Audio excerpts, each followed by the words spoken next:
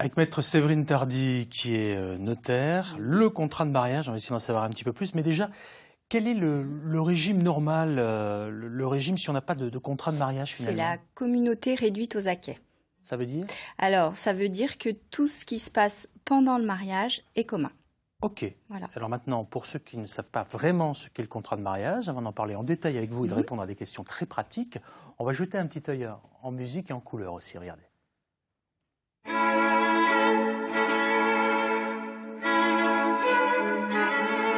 Attendez, excusez-moi, mais vous avez pensé à faire un contrat de mariage pour vous protéger?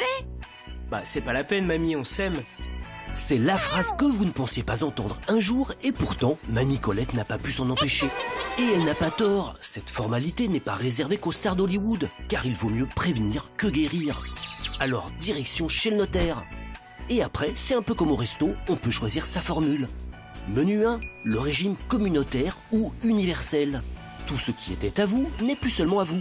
Tous les biens sont mis en commun, même vos dettes, votre maison de campagne ou encore les draps Mickey de votre enfance. Menu 2, le régime de la séparation des biens. Chacun ses affaires et tout le monde est content. Menu 3, le régime de la communauté réduite aux acquêts. 1966, c'est le régime automatique s'il n'y a pas de contrat de mariage. Tout ce qui s'est passé avant ne concerne pas l'autre, mais on partage la moitié des biens acquis après le D-Day. Et enfin, le menu 4, le régime de la participation aux acquêts, le chouchou des Allemands et des Suisses. Chacun garde ses biens d'avant-union, mais en cas de divorce, chacun récupère ce qu'il a investi au centime près. Au moment de l'addition chez le notaire, prévoyez environ 425 €. Mais rassurez-vous, à ce prix-là, vous avez le temps de la réflexion. Vous avez 2 ans après le jour J pour signer votre contrat de mariage. Et si vous héritez d'un gros magot, le contrat pourra être modifié tout au long de votre histoire d'amour avec l'accord de chaton. Alors, qu'en pensez-vous, Maître Séverine Tardy, hormis les quelques fautes d'orthographe qui se sont baladées? C'est ça. Mais c'est lundi 1er avril, donc elles étaient faites exprès. D'accord. Hein. Voilà, Okay, vous avez compris. Ouais, Bon, ouais. plus sérieusement. Une petite mise à jour, parce qu'il y a une loi du 23 mars, on va peut-être revenir dessus, du 23 mars 2019, qui a un petit peu modifié ce qui était dans le sujet. Ah, très bien. Qu'est-ce qui a été modifié? Notamment qu'à maintenant, on n'est plus obligé d'attendre 2 ans après le mariage pour changer de régime matrimonial. Ça veut dire, avant qu'on rentre dans le détail de tout ce qu'on a vu là un petit peu, ça veut dire que concrètement, je suis marié, nous sommes mariés, Oui. je décide, parce que voilà, j'ai envie ce matin, De nous nous changer. aimons toujours, mais voilà, j'ai envie de faire un contrat de mariage, c'est possible. Oui. Voilà, depuis le 23 mars, ça a changé. Avant, il fallait attendre 2 ans entre le mariage et le changement, et ça a été supprimé là, il y a une dizaine de jours. Très bien. Alors, Voilà. on revient un petit peu sur ce qu'on a vu.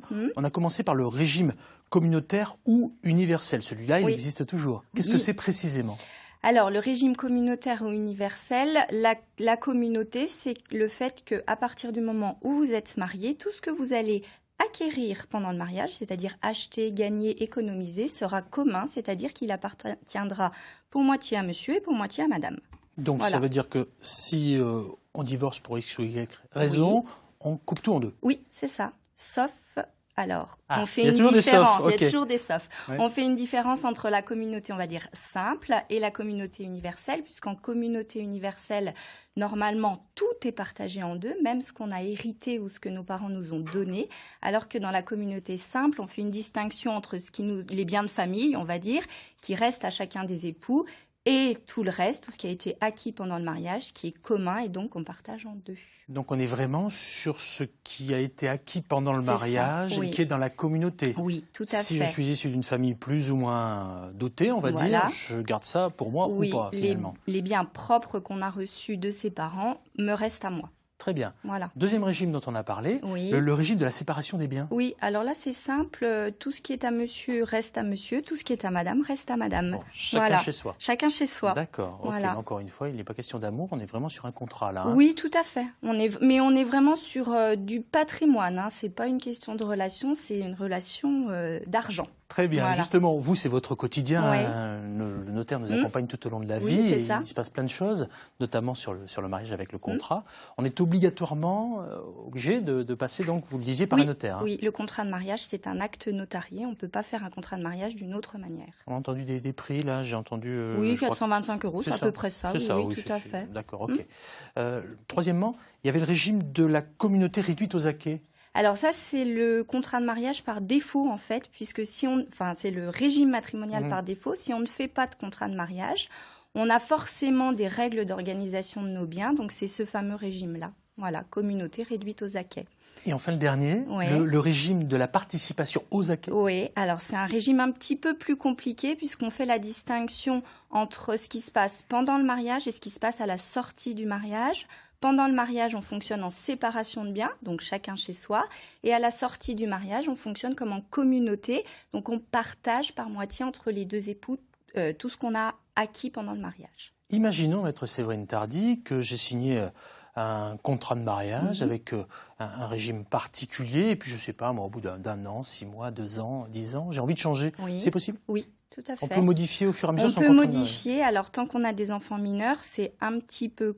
Enfin, tant qu'on a des enfants mineurs ou même des enfants majeurs, c'est un petit peu compliqué à partir du moment où on a des enfants, puisque en fait, le régime matrimonial influe après sur ce que les enfants vont hériter, et donc il faut leur accord pour changer de régime matrimonial. Ok, justement, puisque on est dans les accords, Ouais. quelles sont les démarches, parfois il y a des désaccords aussi, mais quelles sont les démarches à effectuer pour réaliser un contrat de mariage? Eh ben, il faut prendre rendez-vous chez le notaire. Alors, le mieux, c'est de prendre un premier rendez-vous pour qu'on fasse le point sur la nécessité d'un contrat de mariage, le patrimoine, comment fonctionnent les époux aussi, puisqu'il y a des époux qui, de par leur fonctionnement, aiment bien rester chacun chez soi et d'autres pas du tout. Et une fois qu'on a déterminé avec eux ce qui leur conviendrait, eh bien, on fixe un deuxième rendez-vous pour signer le contrat de mariage. Allez, voilà. on va la jouer franco. Oui. Quelles sont les erreurs à éviter, maître Tardy? Les erreurs à éviter, c'est choisir un contrat de mariage qui ne nous correspond pas parce que il faut vraiment se dire que c'est ce qui va déterminer ce qui appartient à chaque personne et qu'à la sortie, on ne pourra pas revenir sur ce qu'on a décidé au départ. Que vous demande-t-on le plus souvent, finalement, quand on vient dans votre étude pour un contrat de mariage? Alors, la première question, c'est est-ce qu'on a besoin de faire un contrat de mariage? Donc, on commence par leur expliquer le régime par défaut qui est la communauté réduite aux acquêts, on l'a dit. Et puis, souvent, les gens, en fonction de leur profession, ont une petite idée. Souvent, ils veulent une séparation de biens quand même. Voilà. Quel rôle a le notaire, finalement, en matière de contrat de mariage, hormis celui de conseil, si j'ai bien compris? Un rôle de rédaction, parce que là, on a parlé des régimes types, mais le contrat de mariage, ça peut être du sur-mesure. Ah oui, et je peux prendre un peu de ça, un peu de ci? Oui, voilà. D'accord, on peut panacher? Oui, voilà. Ah on peut faire parce que ça, on n'en parle pas du tout. Non, voilà, on peut faire certains biens en communauté, d'autres pas du tout. Voilà, donc c'est vraiment du sur-mesure. Le contrat de mariage, on peut faire quelque chose de très adapté aux époux. Est-ce qu'en Bourgogne-Franche-Comté, le contrat de mariage est souvent pratiqué?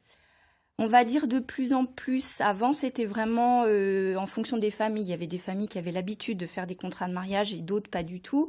Maintenant, c'est vrai que les gens déjà se marient plus tard, donc sont plus impliqués dans la vie, ont un petit peu plus de patrimoine et se posent plus la question de savoir. Et puis, il y a les remariages. Et quand on a eu une première expérience, en général, la deuxième fois, on ne se laisse pas avoir.